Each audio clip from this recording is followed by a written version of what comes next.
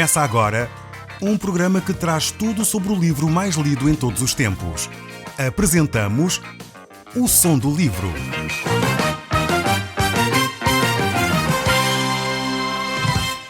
Seja muito bem-vindo. Neste podcast vai encontrar o livro mais conhecido e lido em todo o mundo. Vamos levá-lo numa viagem pela história da humanidade. Este é um audiolivro para si, para a sua família e sociedade em geral. Contextualização e comentários de Paulo Chaveiro. Eu sou Paulo Chaveiro e nós, no último programa, deixamos o nosso estudo em Tiago, capítulo 4, no verso 13, onde nós líamos assim: Atendei agora, vós que dizeis, hoje ou amanhã iremos para a cidade tal, e lá passaremos um ano, e negociaremos e teremos lucro. Tiago aqui fala-nos de um tipo de ateísmo muito sofisticado. E talvez é um tipo de ateísmo até que alguns que se dizem cristãos o vivem e o praticam.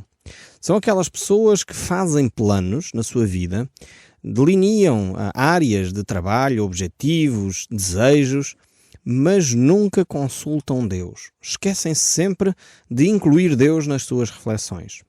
Nós sabemos que os homens do mundo vivem assim, mas é muito estranho que alguns que se digam cristãos tenham este tipo de comportamento. Vivem sem nunca buscar a Deus. Não há, no fundo, relação com Deus. Vivem a sua vida, fazem planos, compram, vendem, casam ou deixam de casar e estão sempre a fazer os seus planos sem nunca consultar a Deus. Muitas vezes, só nos momentos de perigo ou de extrema necessidade, é que essas pessoas se voltam para Deus. Aliás, o nosso povo tem até ditados populares ligados com essa reflexão. As pessoas só se lembram de Deus quando estão nas necessidades. E muitas vezes acham que isso é um cristianismo normal. Acham que isso é ter relação com Deus. Realmente aqui Tiago traz-nos esta reflexão que a vida de um cristão não pode ser vivida desta forma. Não podemos estar a fazer planos, dizer que fazemos assim amanhã ou que fazemos assado, que deixamos de fazer isto ou aquilo e não incluímos Deus nas nossas reflexões. Muitos vivem sem Deus, de facto. Não podem se afirmar de alguma forma cristãos. E muitos vivem, de facto, nesse dia-a-dia, fazendo os seus planos, traçando o seu futuro, sem nunca levar Deus em conta.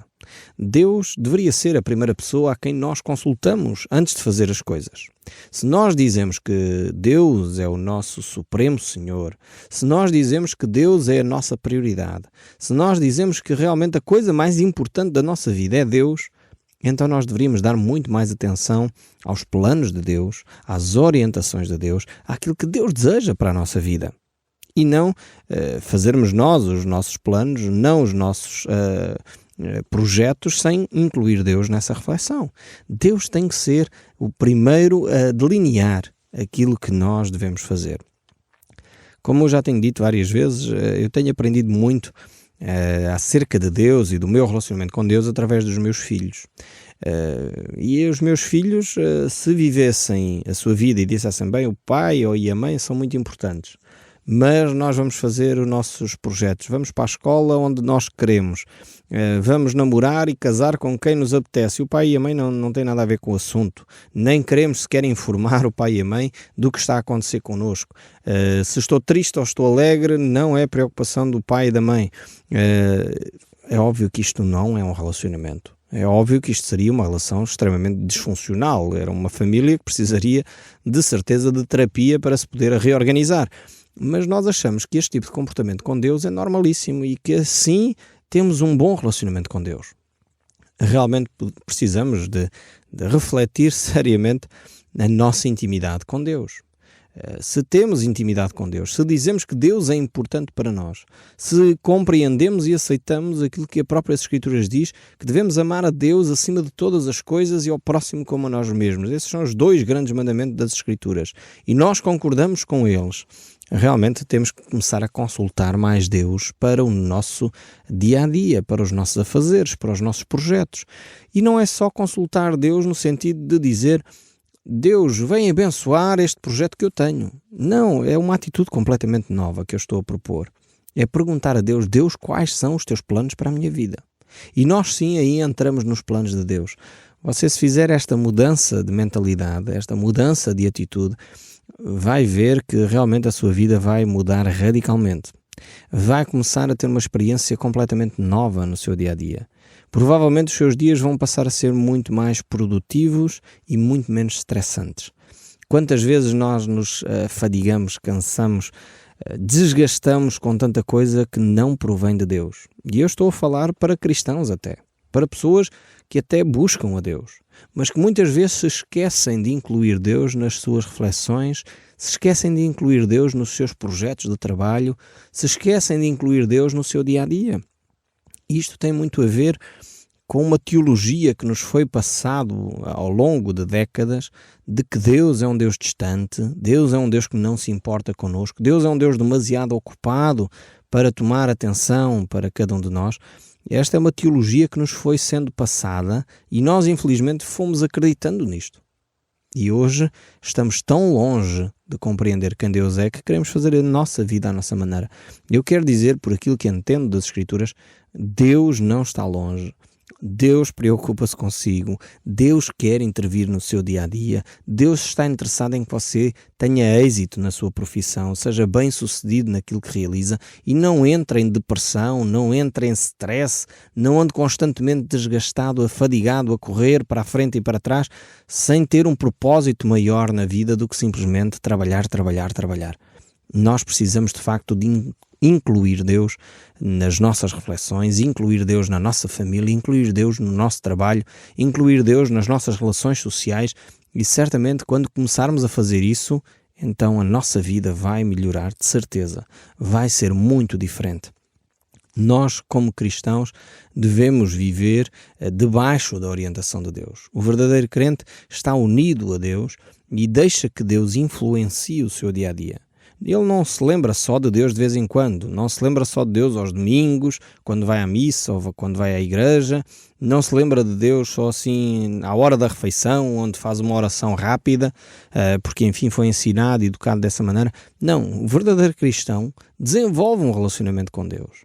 O verdadeiro cristão está unido a Deus e tem uma relação com Deus próxima. Como nós vimos no livro de Oseias, Deus tem desejo de ter uma relação íntima, que cada um de nós o conheça profundamente. Mas para isso nós precisamos de tempo. Tempo para meditar nas Escrituras. Tempo para orar. Tempo para, de facto, refletir com Deus sobre o dia-a-dia, sobre as experiências que nós vamos vivendo. E isto é, de facto, o cristianismo. Quando começamos a fazer isso, os valores de Cristo começam a ser vividos por cada um de nós e a nossa vida começa a ser transformada radicalmente. E vamos continuar aqui, e Tiago está a fazer esta reflexão exatamente porque naquele período havia cristãos que já viviam desta maneira. Tinham a sua vida e achavam que Deus, enfim, não tinha muito a ver com o dia-a-dia. Deus é uma coisa assim muito grande, muito eterna, muito distante, mas não está relacionado com o nosso dia-a-dia. E Tiago vai se opor claramente a esta reflexão e vai dizer não, nós não devemos ter essa atitude, antes pelo contrário. Então vejamos esta sequência de pensamentos que Tiago vai trazer para nós em Tiago capítulo 4, o verso 14, diz assim: vós não sabeis o que sucederá amanhã. Como é que nós queremos fazer planos para amanhã? Como é que nós queremos fazer planos para o mês que vem, se nós não sabemos o que é que vai acontecer amanhã? E o que é a vossa vida? Pergunta Tiago. Sois apenas como neblina que aparece por um instante e logo se dissipa.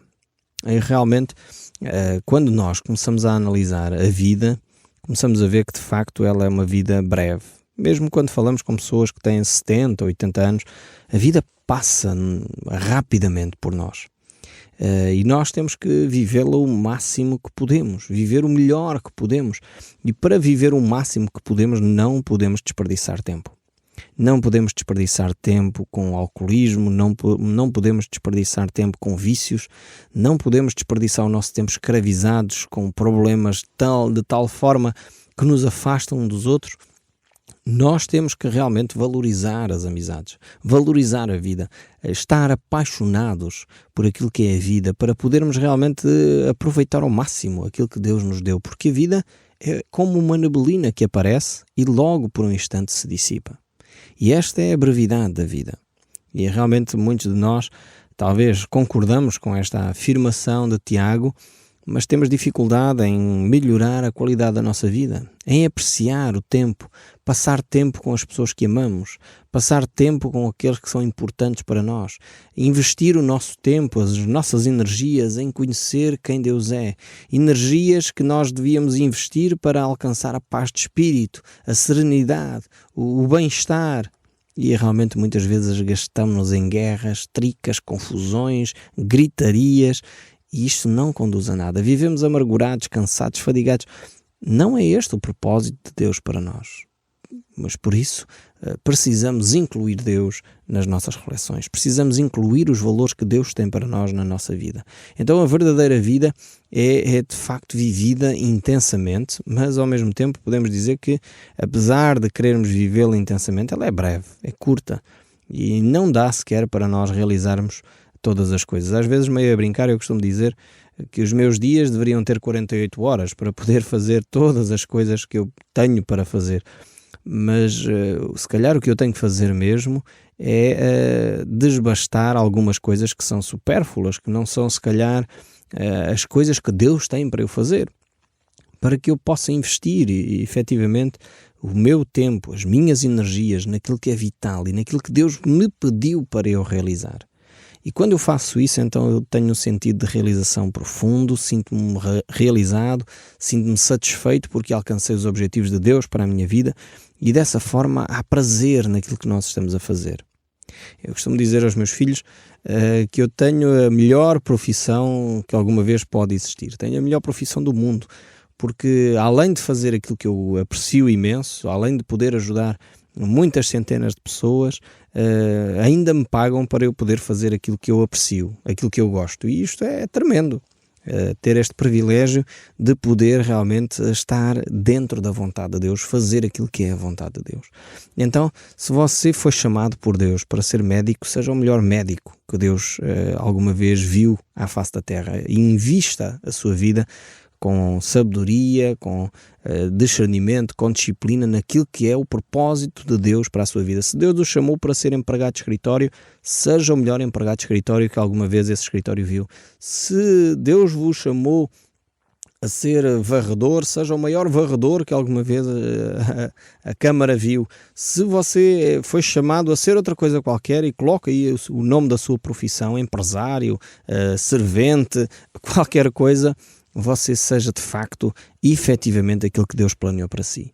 E você vai encontrar na sua própria profissão uma satisfação profunda porque está a realizar a obra de Deus na sua vida. E isto não há coisa mais importante do que essa, do que nós vivermos esta vida que é breve, que é como uma neblina, ou como dizia Moisés, é a vida como uma relva que floresce de madrugada e de madrugada viceja e floresce e à tarde murcha. O próprio Moisés tinha esta compreensão de que os nossos dias são breves e por isso ele também dizia: ensina-nos a contar os nossos dias de tal maneira que alcancemos corações sábios. É uma frase tremenda esta de Moisés aqui para nós, para nos deixar esta reflexão de podermos viver uma vida que é breve, mas uma vida que é breve pode ser vivida de uma forma sábia. Ensina-nos a contar os nossos dias, ó Deus, de tal maneira que alcancemos os corações sábios. Que Deus me ajude a mim e a si a ter esta atitude de avaliar o dia que correu, não no sentido de nos martirizarmos, mas no sentido de melhorarmos efetivamente o próximo dia, não cometermos os mesmos erros, não martirizarmos as pessoas que se calhar magoámos hoje. Se magoámos hoje, amanhã vamos já pedir perdão, reconciliar, vamos tratar dos problemas e não fingir que eles não aconteceram, não camuflar as situações, não vamos gastar o nosso tempo inutilmente com tricas, com confusões. Quantas vezes nós desperdiçamos o nosso tempo em coisas fúteis? Desperdiçamos o nosso tempo, se calhar, com demasiado, já isso está estudado, demasiadas horas em frente ao televisor. Em vez disso, gastar o nosso tempo em relacionamentos, desenvolvendo a relação com os nossos filhos, desenvolvendo a relação com o nosso cônjuge, desenvolvendo a relação com os nossos familiares, com os nossos amigos. E isso sim, isso é vida, isso é intenso, isso vale a pena ser vivido.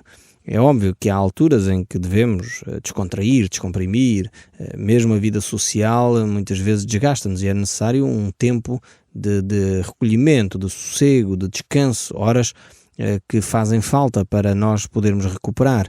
Não estamos, como é óbvio, a dizer que a vida é sempre para viver intensamente. Há momentos que todos nós precisamos de nos recolher, de um momento de quietude, um momento de descanso, e muitas vezes alguns fazem de facto essa pausa para poder reorganizar as suas energias.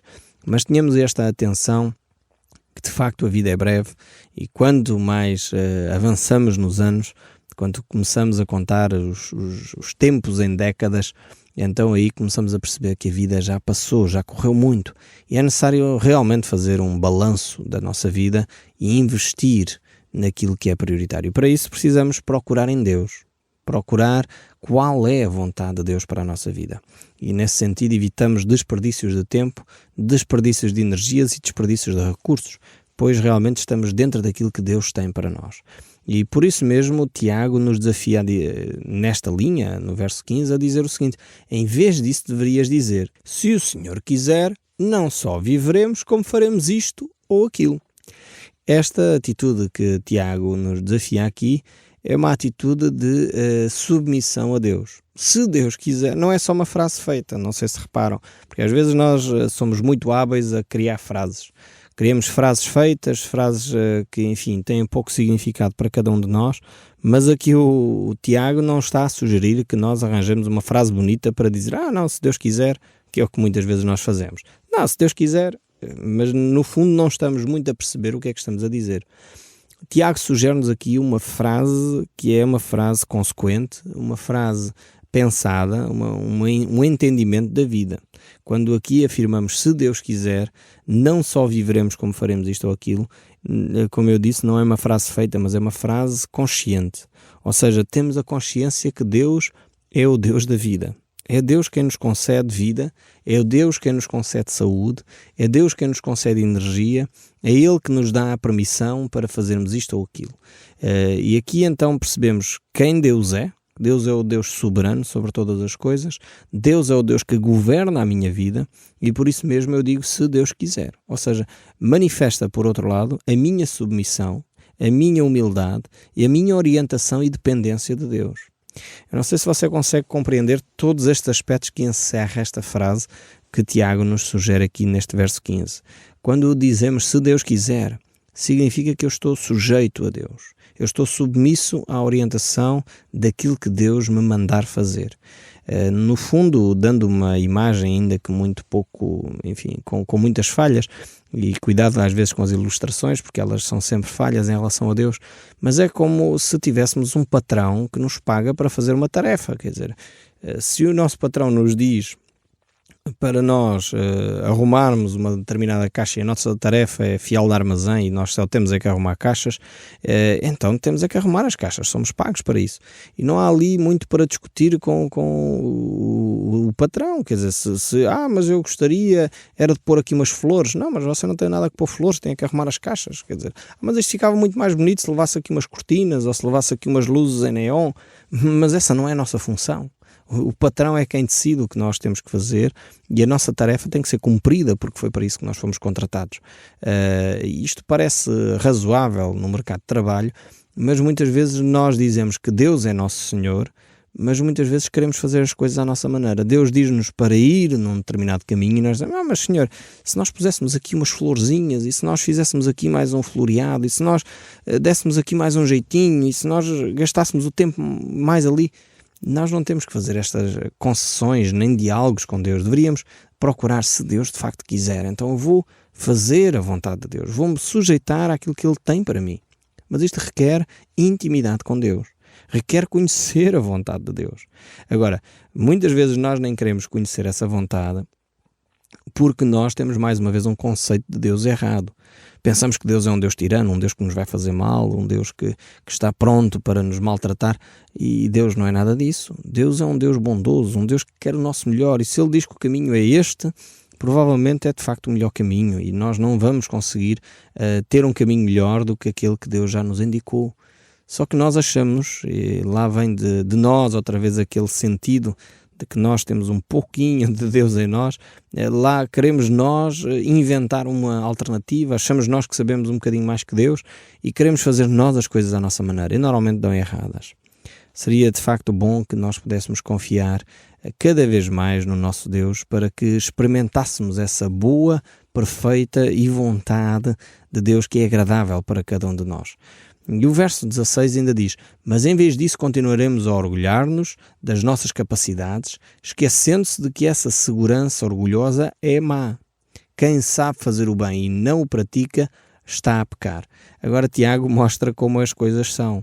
Ou seja, se Deus nos dá uma determinada orientação e nós continuamos no nosso orgulho a achar que sabemos mais que Deus e que de facto o nosso caminho é que é o correto e o de Deus está, enfim, mal traçado, no fundo estamos a praticar o pecado, estamos a viver em pecado, estamos a viver em orgulho e, como diz aqui o texto, aquele que sabe fazer o que deve fazer, aquele que sabe fazer o bem e não o faz, então nisto peca.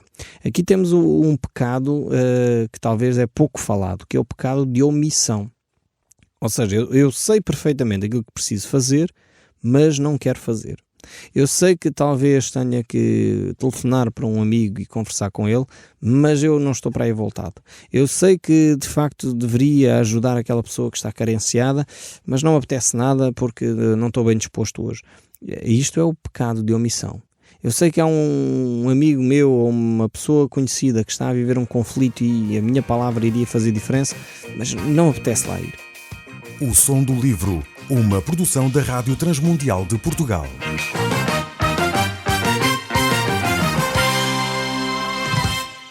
RTM, Conhece todos os nossos programas em rtmportugal.org. uma produção da Rádio Transmundial de Portugal.